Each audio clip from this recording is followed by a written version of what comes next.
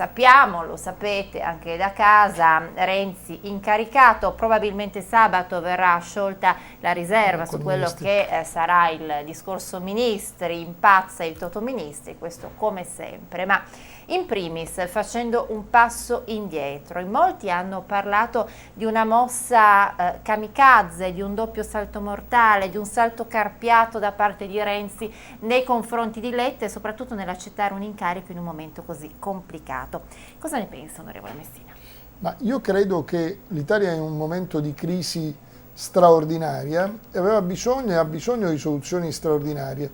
Noi avremmo preferito una nuova legge elettorale come Italia dei Valori e andare al voto, perché riteniamo che proprio nel momento di crisi i cittadini dovevano avere nuovamente la parola e scegliersi il governo che li potesse rappresentare, un governo che avesse una maggioranza solida per assumere responsabilità.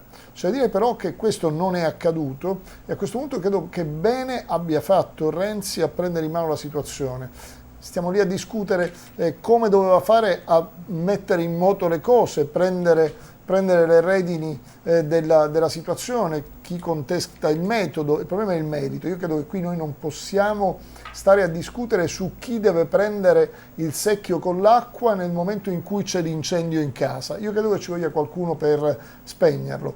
Letta sicuramente ha dato una visione internazionale migliore dell'Italia, ma in Italia non si è riusciti a mettere in moto le cose. Piccole e medie imprese, economie, famiglie sono sull'orlo del fallimento, i poveri aumentano e quindi credo ci devono essere misure shock. Quello che chiedo a Renzi è di fare presto e credo che presto stia facendo, di nominare i ministri, leggeremo la lista, vedremo la lista intanto sabato. Vediamo le agenzie, sì, Toto Ministri, stiamo vedendo tutti i nomi che si fanno. Un po' di gossip, anche in politica il gossip ha la sua parte. Anche in politica ci vuole per tenere in piedi, io capisco anche voi giornalisti che naturalmente dovete rimpolpare le notizie e quindi indicare nomi.